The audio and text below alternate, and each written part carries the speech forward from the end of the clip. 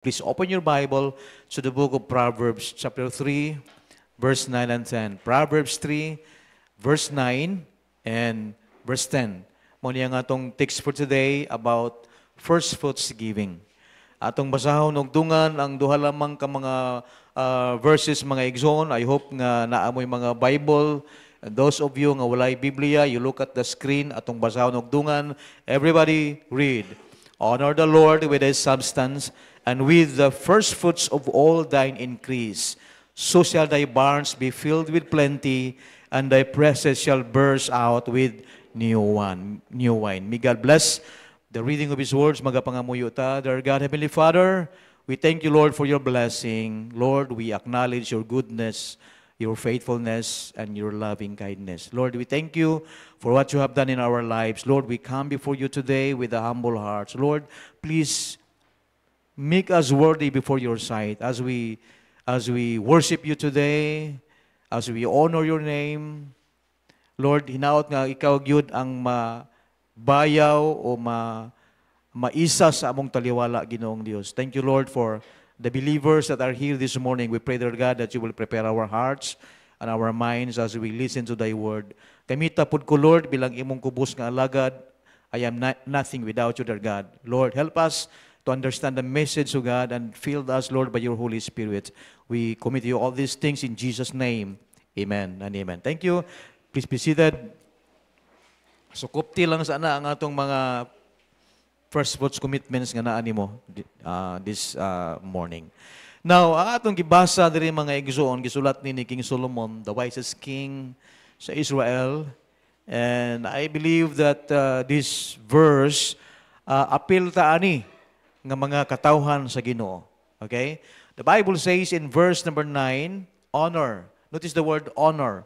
Pasidunggi. Kisa pasidunggan na to, dili ang tao, dili ni kinsa diha, kundili ang atong Ginoo. Honor the Lord with His substance and with the first fruits. Notice the word first fruits. So, biblical ang first fruits na agi sa Bible, mabasa na to.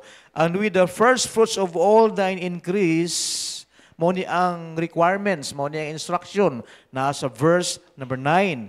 And the blessings is found in verse number 10. What was the Bible says in verse 10? So shall thy barns be filled with plenty, and thy presses shall burst out with new wine. So before that, mga kaigsunan, naatay angay na itong sabton. Okay?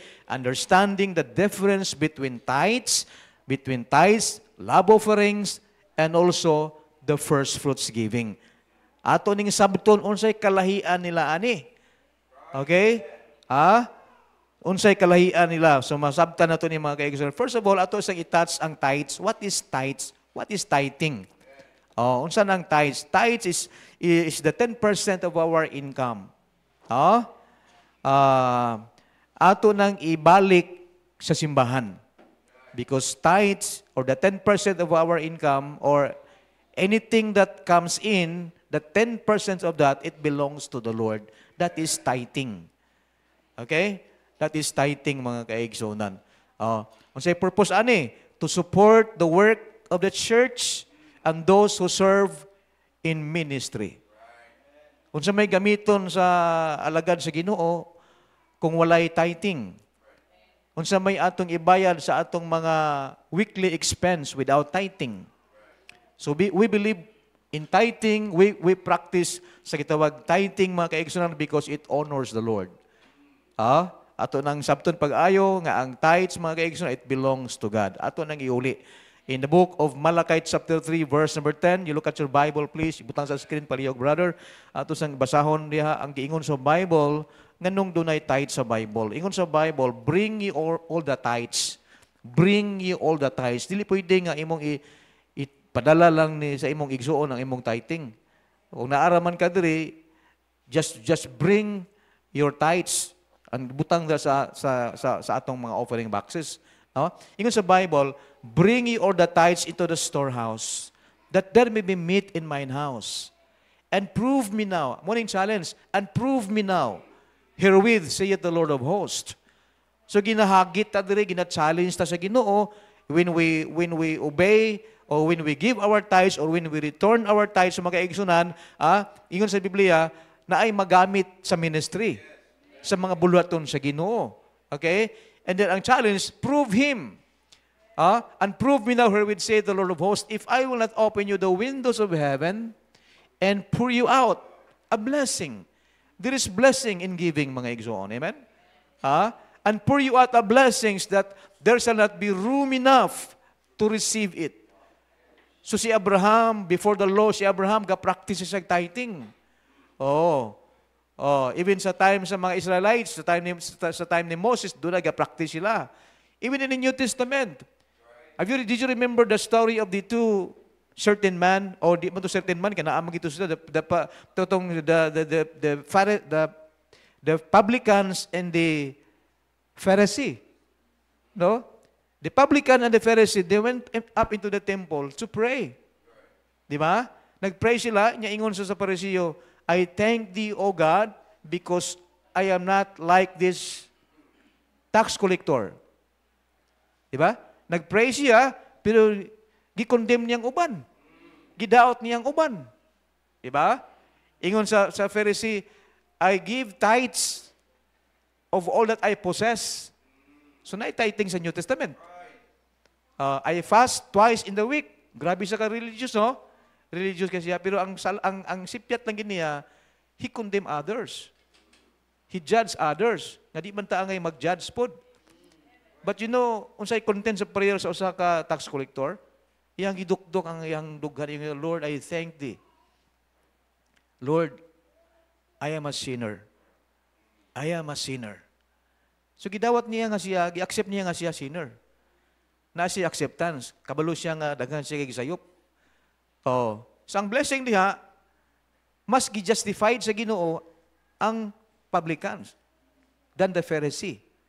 Nga naman, na siya acceptance kasi siya makasasala. Di ba? Ingon sa Biblia, ang publicans miuli siya ang panimalay hanggang gipakamatarong o gipakamaayo sa Ginoo. Nga naman, insaktong iyang kasing-kasing. Okay? So, tithes, we need to realize that tithing, it belongs to the Lord. Kinahanglan iuli ni sa mga magtotoo diya sa Ginoo. Ikaduha, there is the love offering. Atong istadihan man karon kini gitawag the difference between tithes, offerings, and first fruits giving. Okay? Offering, mga igsoon, it voluntary gift given above and beyond tithes. Okay? So dito nimo ni kuhaon sa imuhang 90% nga nabilong nimo. Above or beyond. Kay love man siya, love. Di ba? Love.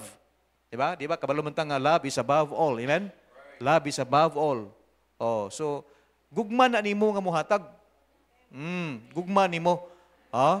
And unsa pa niya? Offering are gift that we give voluntarily to support specific ministries or missions giving. Kasi we support missions, amen? Wa ta kailaan ng mga missionaries pero ga-support tag missions. Wa ta kibaluan ng kailaan ng mga missionary to the Jew, but we support the Jewish missionaries. Amen? And then first fruits. Mao ni ang atong lesson for today about first fruits giving.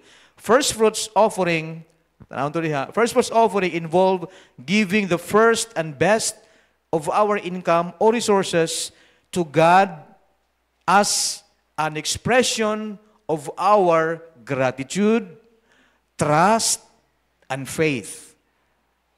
Sabto na ito pag-ayo ha? Nga ang first fruits offering di ay, mga higala, nagapadayag ni sa atong gitawag nga pagsalig, trust and faith and gratitude diya sa Ginoo, mga igsoon. First fruits or unang bunga. Unang bunga. Di ba? So, doon ay mga facts, doon ay mga kamatuuran, mga nag-good about first fruits. I will give you 3 things lang about the facts about first fruits giving. Una, first fruits is the only one form of an offering. Na yung mga ubang mga Baptist churches nga wala nag-exercise and wala nag-practice aning first fruits giving. Pero kabula ka mo unsay nakanindot ani mga kaigsunan when we practice first fruits giving, makatabang sa ministry. In fact, ang atong gidown sa ato ang church lot from our first fruits offerings. Amen? Di ba? So gamit kayo. Nga bisan naman ang first fruits giving in the Old Testament time para gyud sa mga priest. Para gyud sa mga naa sa ministry. Pero wala talaga gigamit para sa pastor. Gigamit talaga para project sa simbahan. By the way, congratulations sa mga nakakomplete na asa gawa sa atong record. I know naning kamot gid mo, pero those of you nga wala naka-complete sa commitment na to last year, just keep on, amen? Kaunta this year ma-comply na to for God's glory. Mag-pray kitag provision, mamita na it takes a lot of faith and trust to obey God. Hello, are you listening? Kay magproblema kita ani kung wala tay faith. Mabikil kita ani kung wala tay pagsalig. Diya sa pagsunod sa Ginoo mga kaigsunan. So first fruits is only one form of an offering. We need to realize that. Importante kay na. Ikatwa, first fruits giving should be brought to the house of the Lord. Na verse diha, Exodus 34, verse 26. You look at your Bible. Exodus 34, verse number 26. The Bible says, the first of the first fruits of thy land, thou shalt bring unto the house of the Lord. Nakita ninyo? Muna na, Brad? Okay. Usapon ng pagbasa, the Bible says, the first of the first fruits of thy land, thou shalt bring unto the house of the Lord. Did you remember si Cain ug si Abel? Nga sa diha nga kabalumantang nga si Abel is the keeper of the sheep. Sakto ba ko? Si Abel, keeper of the sheep, and then si Cain is the tiller of the ground. Nasa mga fruits, nasa harvest. One day, nag-offer sila sa Ginoo. Nag-offer og fruits si Cain, and then nag-offer po og the best fatted nga karniro si Abel. So ang ilang goal is offering. Naghalad sila. Pero mas honor sa Ginoo ang offering ni Abel. You know why? Mao to pinaka the best. Pinakanindot sa iyang mga pangbuhi, mo gihalad niya. While dito si Abel, dili first fruits, dili the best fruits. Because first fruits is the best. The best of all the best. That is first fruits, mga igsoon. Unang bunga. Ingon sa Bible, the first of the first fruits of thy land, thou shalt bring into the house of the Lord thy God. Thou shalt not save a kid in thy mother's milk. So mga kaigsunan, makita na to nga ang kamatuuran sa gitawag first fruits giving, una, it is one form of an offering, and also, kinandapat dalon sa simbahan, and also, nganong ga-practice ta every year, nganong ga-renew ta sa atong first fruits giving every year, because that is biblical. First fruits giving is a yearly offering. You look at your Bible to the book of Nehemiah. Nehemiah chapter 10, verse 34 and 35. Nehemiah chapter 10, verse 34 and 35, the Bible says, and we cast lots among the priests, the Levites, and the people for the wood offering to bring it into the house of our God, after the houses of our Father, at times appointed, what's next? Year by year. Kita ninyo, amen? To burn upon the altar of the Lord our God, as it is written in the law. Verse 35, the Bible says, and to bring the first fruits of our ground, and the first fruits of all the fruits, of all fruits, of all trees, year by year, unto the house of the Lord. Ang economy sa unang panahon is, farming. Muna ilang economy, magbuhig mga hayop, or mag-uma sila. Kita, wa man tagabuhig hayop, wa man tanong uma, kaya naman tayo sa syudad. So kabaluta sa ato ang source of living. Okay? So, ato ning buhaton every year, mga kaigsunan, as our responsibility nato ni, we are responsible to practice first fruits giving because that is biblical. And then while naghimo ta ana, atong sabton pagayo ang rason nganong mohimo ta. There are 3 reasons why we give our first fruits. I will give you tulo lang yun ang atong pagatagaan pamalandungan this morning. Reasons, mga tubag. Kilisod man kay gahimo ka wa ka kabalo sa rason. Di ba? Kinahanglan mo himo kag usa ka butang, you know the reason. Amen? Kabalo ka sa rason, kabalo ka sa hinungdan, nganong imo nang buhaton. Bisag unsang matang sa sitwasyon, kinahanglan mabuhat ka, nasayod ka sa rason. Now this time, first fruits giving. There are 3 reasons why we give our first fruits. Okay? Unang bunga.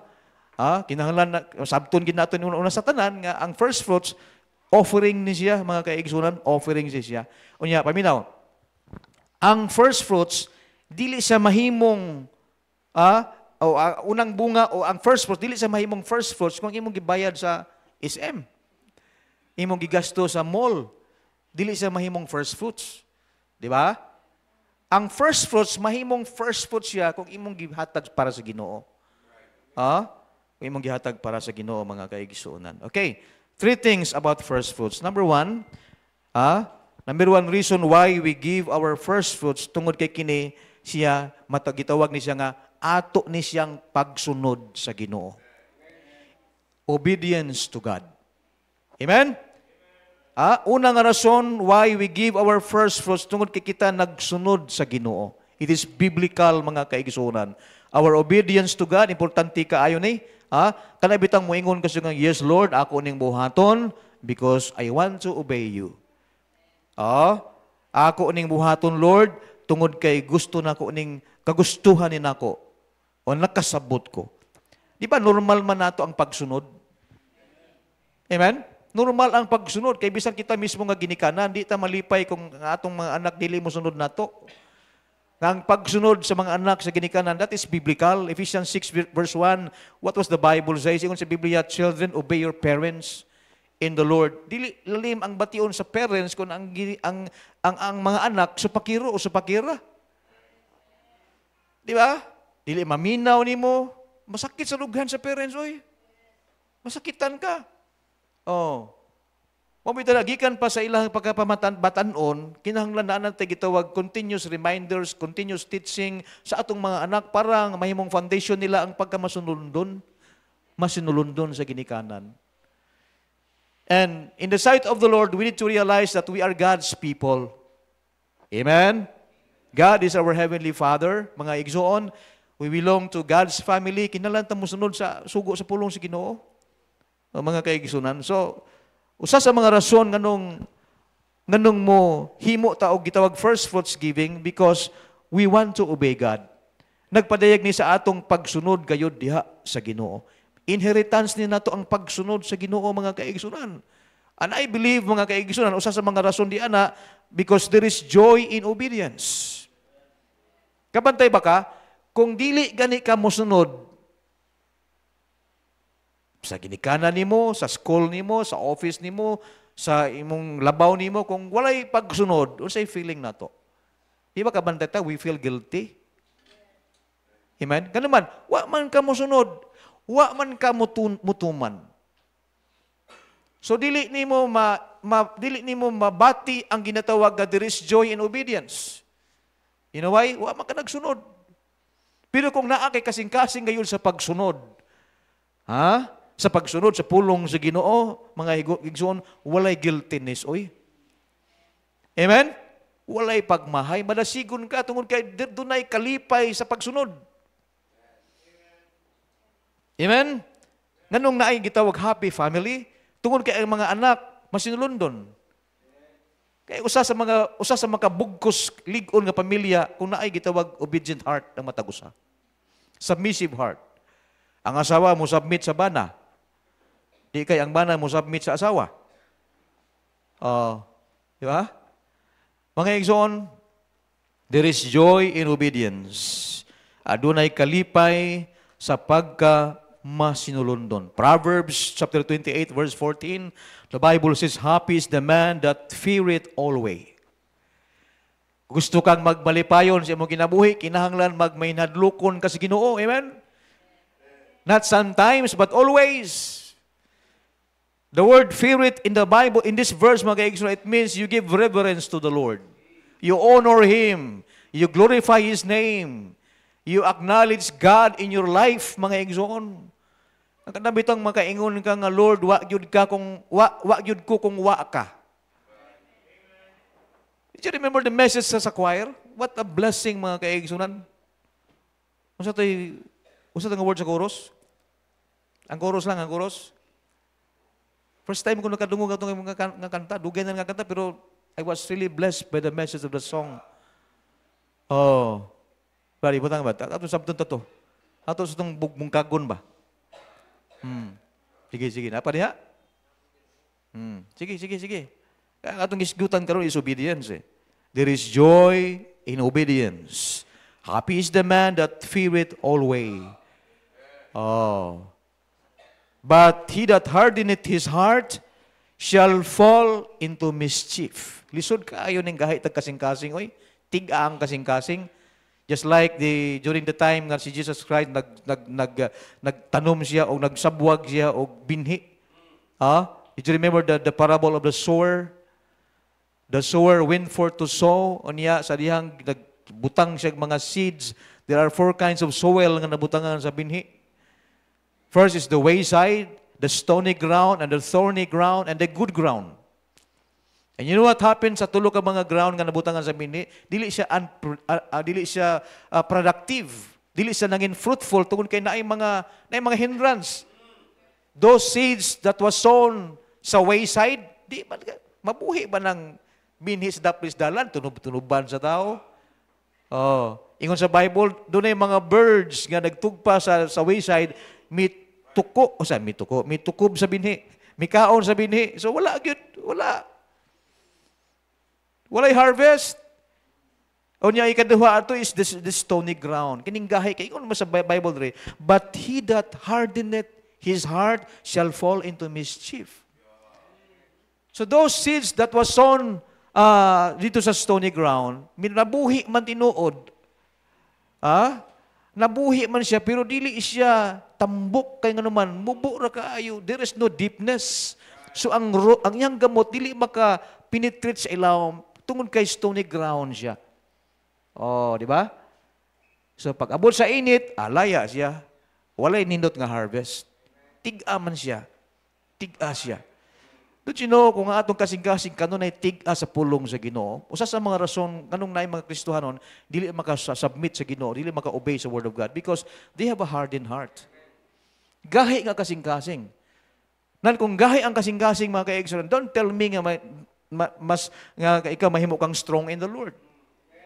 Dili ta murag hinay kaayo ang spiritual growth sa ato ang kinabuhing Kristohanon. Nga naman naay gahi nga kasing-kasing. Amen. So, naay mga nakahindrance dihan dapita. Maybe unbelief, right? Amen? Unbelief. Confusion. Di ba? Natay mga gitawag unteachable spirit. Ay kog tudlo pastor, nasayod na kuha na. Yan na ba? Ay kog sultian na pastor, kaya balon na kuha na. Unteachable spirit. Walay submissive heart. Naa siya gitawag critical spirit. Mas maayo pa ko nimo, mas ngilngig pa ko nimo. Ano ba? So, mga kaigsunan, asa man ang obedience diha? Di ba?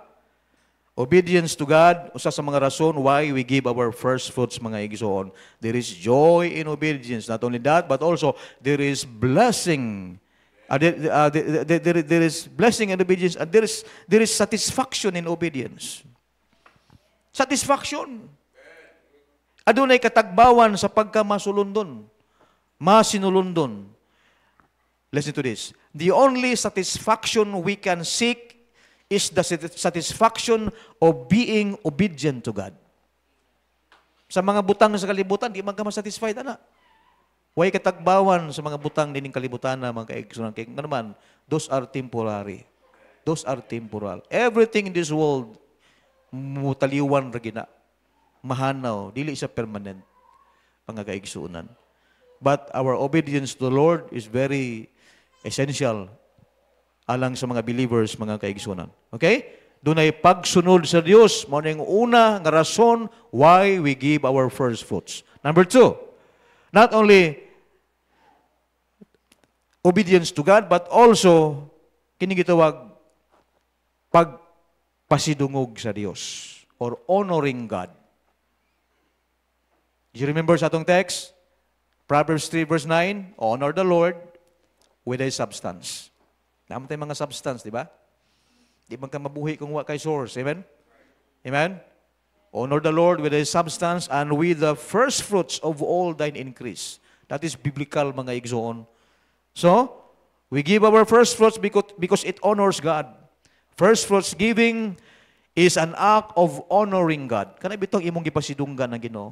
Lord, di kini may abot na ko ni kini nga negosyo kung wala ka nga naghatag na kog wisdom. Lord, di kini nako ni maangkon kini nga work kung wala ka naghatag na kog wisdom. Amen. Hello? Lord, dili gini nako ni mapangasawa ning gwapa na ko nga asawa karon kung walay guidance nimo. Lord, dili gina ni mabana nako ning akong gwapo kang bana karon kung walay guidance gikan nimo. Amen? So every decision acknowledge God. We need to acknowledge God. It means when we acknowledge God, then you honor Him. We honor Him. Gitagaan na to siya og believe itaw sa itong ginabuhi. Diba? Amen? Gitagaan na to siya og kini gitawag nga prioridad sa itong ginabuhi nga ato siyang ma-acknowledge kanunay. Problema man gyud sa tao gud dili maka-acknowledge sa Ginoo. Do you remember the message of the song kanang My Tribute? How many of you knows that song? To God be the glory ba? How can I say thanks? That's first verse. How can I say thanks for the things He has done for me? Amen? Kung di gani nimo ma-acknowledge kung unsay gibuhat sa Ginoo sa imong ginabuhi, it is hard to give thanks to God. Amen? Atong i-acknowledge who God is. He is the sustainer, our sustainer. Amen? Our deliverer, our protector, our shield. Amen? Our strong tower. Ang pinakadako nga gihimo sa Ginoo when He went unto the cross to die for us. Di na pwede nga atong kalimtan. Amen? Dili na pwede nga imo lang limot-limutan tong pag-antos ni Ginoong Kristo sa cross sa Kalbaryo. Nga naman, mao to ang pinakadako nga sacrifice nga gihimo ni Jesus Christ. His blood was shed for us. Amen? Kaya ingon sa Biblia, kung walay pag-ula sa dugo ni Ginoong Kristo dito sa cross, dili makumplito ang atong kaluwasan. There is no remission of sins without the shedding of the blood of the Lord Jesus Christ. Amen? That is love. The love of God. O, di ba? Niya kita nga mga katawhan, kinahanglan pod nga ato siyang sundon, doon natin pagsunod nga kaniya, niya ato siyang i-honor sa ato kinabuhi. By being faithful to the Lord, by giving Him time, nga ato siyang ma-worship, imo nang gibuhat, kay imong gi-honor ang Ginoo eh. Amen? Oh, kasi purpose nga ikaw mag-pray ka. When was the last time nag-pray ka? Today.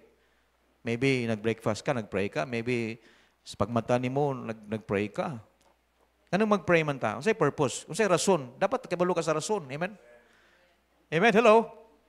Ang pag-ampok kinanglan, ma-practice ni sa matag usa sa katao eh. In fact, dito sa USA karon, naanay mga states dito nga gi-honor na ang Bible.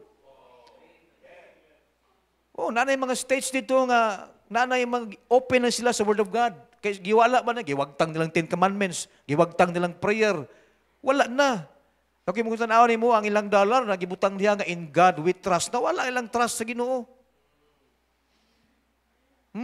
So, tanawang kalamidad na abot sa USA. Grabe oy, hangtod karon napay wildfire. Dili lang sa California, lapos ubang mga states. Oh, di ba? Ano naman, nawala ang Ginoo sa ilang kinabuhi. Lisod kayo kung mawala ng ganing Ginoo sa itong kinabuhi. Kinsa man ka, na imong wagtangon ng Ginoo sa imong kinabuhi. Pwede ka makapangutana sa imong kagulingon. Kinsa man ka nga, di ka mo ila sa Ginoo. Uy, wala to eh. The Bible says, without God, we are nothing. Bisag unsa ka kagwapa, unsa ka kagwapo, unsa ka kadato, unsa posisyon nimo sa kalibutan, ingon sa Biblia, without Him, we are nothing. Inila ka diri sa kalibutan, ginarespeto ka sa tao sa kalibutan, but if you don't have Jesus Christ in your heart, in the sight of the Lord, you are nothing. Wala ka. Muna importante kang relasyon sa Ginoo eh. our relationship with the Lord Jesus Christ. It's very important. Kana bitang mo claim ka nga, Lord, bisag unsay mahitabo sa kalibutan, ang akong nasiguro, anak ko nimo. Kaya nga naman, usa ka adlaw imong gidawat si Jesus Christ, kay imong manluluwas. Bisag unsay mahitabo sa kalibutan, maka-claim ka nga, Lord, ikaw ang akong langit nung amahan. Hello? Proud ka ba? Wala kay pagpangduha-duha mo claim nga, Lord, anak ko nimo. Nga naman, gidawat na ka nga akong maluluwas, sulod sa akong kasing-kasing. Munang rason nga, mo-obey ka sa Ginoo, doon na kay pagsunod sa Ginoo. Ikaduha, imong i-honor ang Ginoo.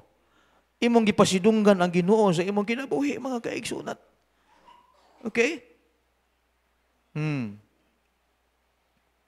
Ikatulo. Dali ra kita mahuman. Kinalan, quarter to 12, human ako. Hindi ba ganay ko mahuman quarter to 12, binihinay na lang mo gawas. Kasi makalimot ko ba? Para muhunong na ko. Ikatulo nga rason, higala, nga nung mo-practice tag first fruits giving. Una, tungod kay doon natay pagsunod sa Ginoo. Ikaduha, atong gipasidunggan ang Ginoo. Ikatulo, dunay saad sa Ginoo nga angay natong lauman. There is a promise from God. Kinahanglan mulaom o may gisaad ang Ginoo nga angay natong lauman. Diba? Ambot lang ka, tingali, nakasuway na kang kagisaaran ka nga, wala lang ka maglaom, kaya ikaw mismo makaingon ka, wato'y klaro sa araw eh. You know? Gipasalig ka niya, ikaw mismo, makaingon na ka nga, wato'y klaro. Pero kinisaad man sa Ginoo, good. Kung ang tao mo saad, o niya dili tumanon, tungod lang kay tao ra siya. Hello? O dili ta exempted, ana, tingali kita na atay mga saad, niya wala ito mahimo. Tanan ta, magilti ta. Amen? Gisaaran nimo imong asawa nga, day, igsweldo na ko ha, mag-date ta, adto ta sa kanang timpurahan, kay may ito makasave ta. O naa kay gisaan sa imong partner, o niyawa ni mo tumana. Papamina mo mga bana, kinira bang atong asawa? Dili na sila, grabe na sila memory. Dili na sila kalimot kung musaad ta nila. Bantay ganin mo nga gamugot ang naong nga wala siya sa mood. Nakahinumdum na siya sa gisaad nimo. Amen? Diba? Kaya kini sila, malipay man sila kung makita nila ang pag-care na to bilang bana niya. Malipay na oy. Kinalan mahimutang gitawag good provider po sa atong pamilya. Good provider, good protector, good lover. Hello? Hello, amen? The more you become strong sa inyong relationship as husband and wife. Oh, di ba? Karong February 14, mag-unsa mo.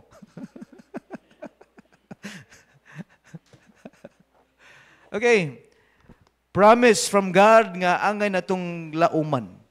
You know, the Hebrew word of first fruits is gitawag og bikurim, literally translated promise to come. Sada na to ha? Ha? Gikan sa Hebrew word, gitawag sa bikurim, niya gitranslate na siya sa English, ang gipasabot a promise to come. Gisaad ba? Kanang gisaad nga naagi maabot.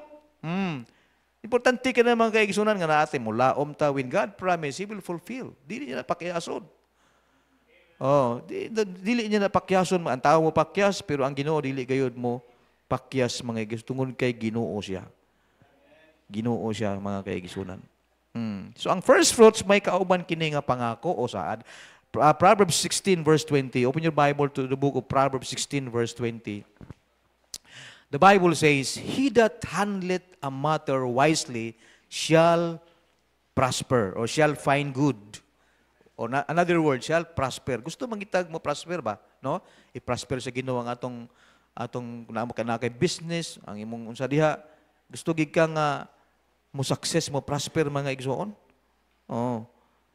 Labi na ang ato pong hinaot po din naabot tay desire po nga mo prosper po ta spiritually. Ingon sa Biblia, "He that handleth a matter wisely shall find good," or Another word is prosper. Pero ito na mong sumpay. And whoso trusted in the Lord, happy is he. Amen? Ang usa di ay kailhanan nga sa usa ka Kristohanon nga malipayon, mga igsunan, naa si pagsalig sa Ginoo. Kana bitang moingon ka nga, Lord, ikaw na'y bahala, Lord, sa tanan. Basta nagsalig ko nimo. Lord, ikaw na'y bahala ining akong bana. Lord, ikaw na'y bahala ining akong asawa. Lord, ikaw na'y bahala sa akong mga anak. Lord, ikaw na'y bahala sa akong trabaho. Lord, ikaw na'y bahala sa akong source of living. I-acknowledge nimo ang tanan nga ang Ginoo na'y mahibalo sa tanan. Nga naman, nakay trust. Nakay pagsalig sa Ginoo, mga kaigsoon. Whoso trusted in the Lord, happy is he. There is a promise from God nga nagdalag paglaom na nato, mga kaigsunan. Oh. And there are two promises nagihatag sa Ginoo nato dire. You look at verse 10. Let's go back to our text, mga kaigsunan. Let's go back to our text, Proverbs 3, verse number 9 and 10. Mauni ang requirements, mauni ang atong responsibility, mga kaigsunan, ingon sa Bible, honor the Lord with thy substance and with the first fruits of all thine increase. Mauna ang instruction. But the blessing is found in verse number 10. Ingon sa Biblia, so shall thy barns be filled with plenty. Thy barns shall be full. What is that? Naa ang kalipay sa imong kinabuhi, naa ang pagkakontinto sa imong kinabuhi, mga kaigsunan. Mao nang blessing, the blessings of the Lord will stay sa imong panimalay o sa imong kinabuhi, mga kaigsunan. Maningon sa Bible, thy barn shall be full. Dili man ka ma-full financially or materially, pero full ka when it comes of faith in the Lord. Full ka spiritually. Puno ka sa gugma. Even matawag nito nga dili ka rich financially, but sa imo panimalay, puno sa gugma ang panimalay. Puno sa kalipay ang panimalay. Puno sa pagsinabtanay ang sulod sa panimalay. Muna importante, mga kaigsunan. Okay? So shall thy barns be filled with plenty, and thy presses shall burst out with new wine. It means the blessings of the Lord are upon the righteous, upon those who are willing to obey God and to honor Him. Muna mga kaigsunan, ang tinubdan kayo sa panalangin sa Ginoo, mga kaigsunan. Another verse, mga kaigsunan, is found in Ezekiel 44 verse 30. Last verse na ni, Ezekiel chapter 44 verse number 30. Why we give our first fruits? Because sa atong pagsunod sa Ginoo, our obedience to God, because we want to honor God. And then there is a promise. So the promise sa Ginoo, verse 30, the Bible says, and the first of all, the first fruits of all things, and every oblation of all, of every sort of your oblations, shall be the priest. Ye shall also give unto the priest the first of your dough, kanang minasa ba, minasa, that he may cause the blessing to what? Rest in thine house. Buti pa sabot, the blessings will stay sa imuha, mga kaigsunan. When we obey, when we honor, and we believe His promise, mga kaigsunan. So, taga na ito grasyon ng Ginoo nga panalanginan ta. Gusto tag panalangin? Taga na ito grasyon ng Ginoo nga ngayan kag panalanginan. Amen? Just obey God. Just obey His word. Honor Him by your life and by your faithfulness. Hello? And don't forget God's promise. Ang promisa sa Ginoo, nindot kaayo, mga kaigsunan. What we need to do is to have the seeds of faith. Because first fruits, mga kaigsunan, first fruits commitments, sama rin siya nga nagtanom kag binhi. Binhi ba? The seed of faith. Tanom kag binhi, siguraduha nga ang liso nga imong gitanom, liso gyud nga tinuod. Tanom kag binhi nga kanang dili nimo gibuak ang liso. Did you remember sa kung nay missionary diri nga nagwali nga nagtanom ka og liso, pero imong gibuak para madaghan. O, di ba? Nagtanom siya gliso sa nangka, unya iyang gibuak para nga malhimong 5. Gitanom niya 5, pero buak-buak ma. Don't tell me nga mabuo to siya. O, di ba? Oh. So, kinahanglan good seed. Unsa mga seed? Seed of faith. Seed of obedience. Seed of honoring to the Lord. Seed of believing God's promise. Mo na mga binhi angay na to itanom. Mo nang usas mga pamaagi nga mahatagaan nimo grasyon ng Ginoo, Lord. Gusto ko imo kong i-bless. Gusto ko nga i-bless ko nimo, Lord. Gusto ko i-bless nimo ako pamilya, akong bana, akong asawa, akong source of living. Then tanom lang og maayo nga binhi sa imong kinabuhi. Good seeds. Dili bad seeds, but good seeds. Good seeds. It involves your faithfulness, your consistency, your determination, and most of all, your love for God. Let's pray. Dear God, Heavenly Father, in the name of Jesus, Lord, we thank you for the blessing gikan sa imong mga pulong nga among gipamalandungan about first fruits giving. Lord, we thank you for reminding us that first fruits mao ning gitawag the best giving. Pinakadako o pinakanindot nga klase sa paghatag. The highest kind of giving. Lord, kabalo kami nga ikaw ang first fruits sa among kinabuhi. For God so loved the world that He gave His only begotten Son. Ikaw ang first fruits, Ginoo. Salamat, Ginoo, nga amo kang naangkon bilang among manluluwas. Lord, tabangi mi nga kami dili mi mawala sa among pagsalig diha kanimo. Tabangi mi nga the more pa ma-increase ang among faith, para nga makasunod kami sa imong mga pulong. Lord, hinaot pa nga ang mensahe, nakahatag og enlightenment sa mga believers, sa mga church members, and even, Lord, sa mga worshipers that are here this morning. Help them, Lord, to understand the message of God.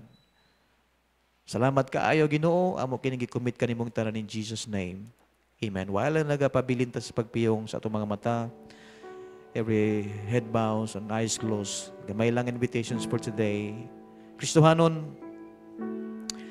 una, atong i-acknowledge ang Ginoo sa atong ginabuhi.